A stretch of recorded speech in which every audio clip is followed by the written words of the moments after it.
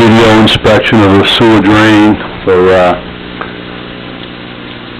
unit number 11 at 16 Green Street in Ipswich. Upon arrival, this unit was clogged. The units on either side of it were not clogged.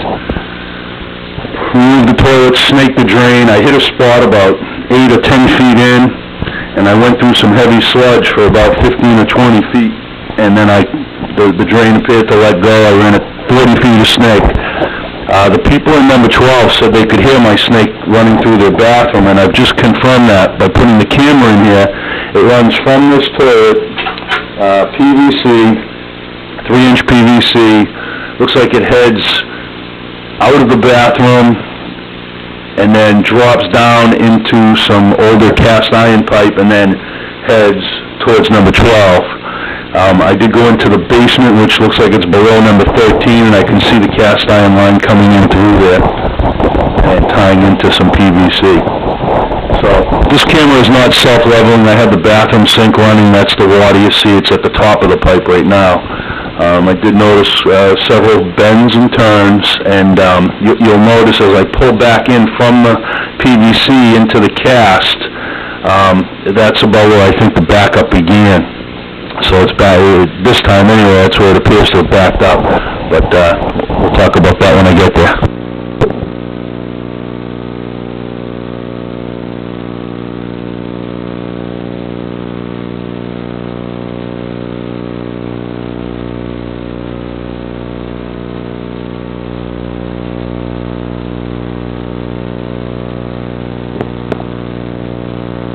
I should say I used the electronic pipe locator. I located this. I was inside the kitchen of the unit next door.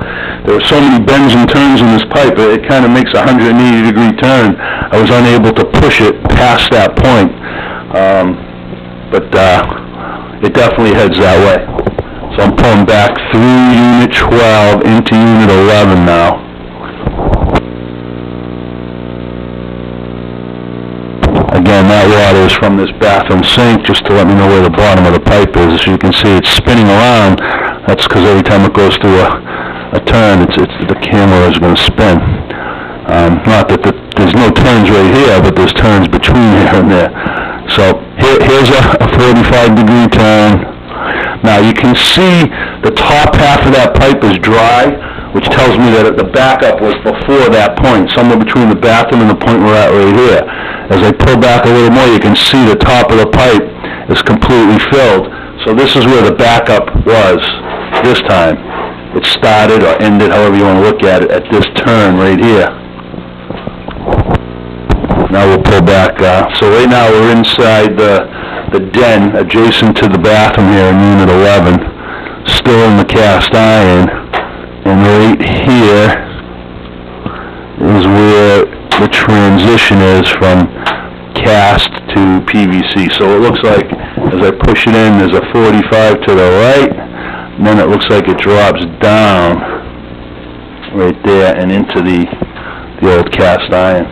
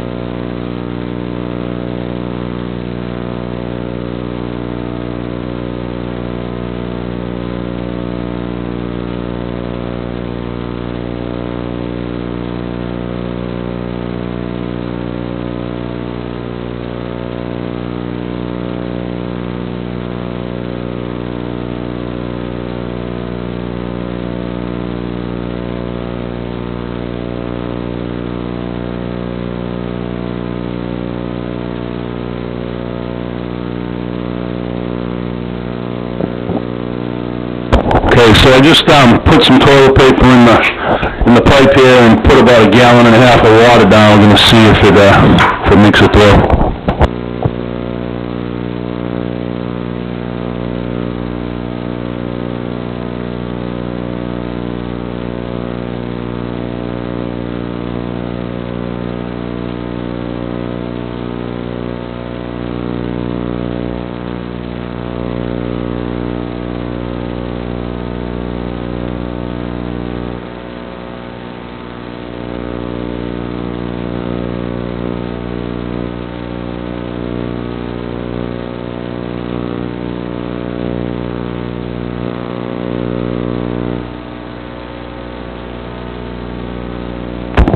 Okay, so we can see it's sitting right there,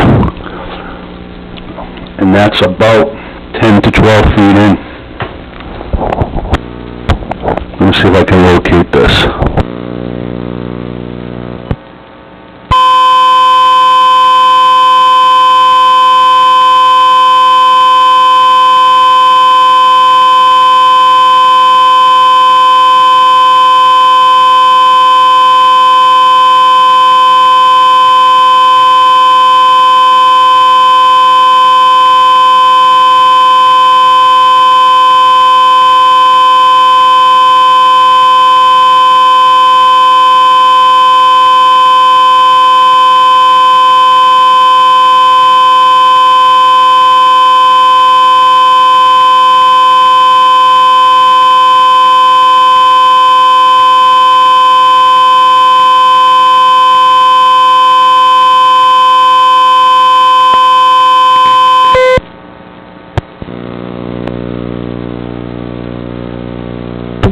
So this spot is right underneath the den or the little parlor, right adjacent to the bathroom. So again, it heads from this toilet out into the hall, takes a right-hand turn, drops down into some old cast iron, and about 5 feet into that cast, you can see the paper is just sitting there. That's a relatively small amount of paper. I'm going to push some more water into it and see what happens.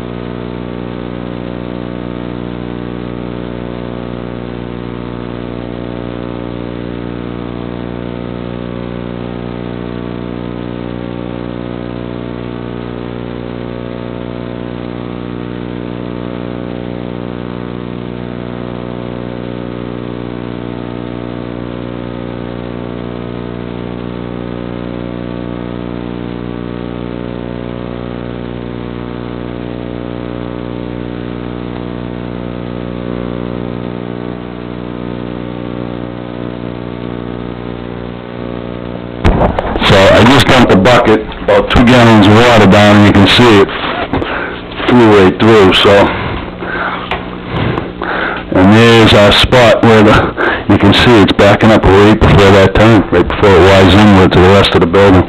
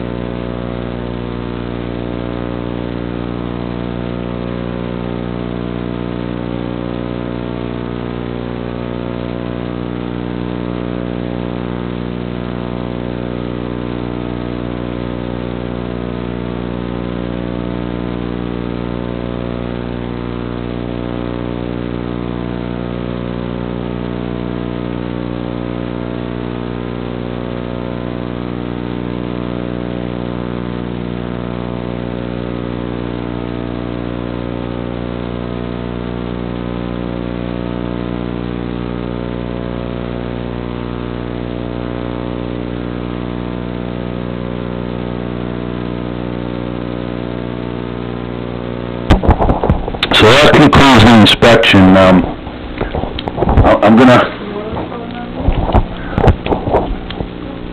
excuse me, the 3-inch PVC, again, runs about maybe 10 feet, and then it takes a couple of turns and rises into the old cast iron. As you saw, with just a small amount of paper and about 1.5 gallons of water, it does not go all the way through. So it's getting hung up in the old cast iron pipe. I've already snaked it with as big a snake as will fit in this pipe, about a 2.5-inch blade into the 3-inch pipe. And we had a ton of water. I actually hooked up a garden hose and blasted it with water, but it's all those turns are slowing down the flow, and it's getting hung up in that cast iron.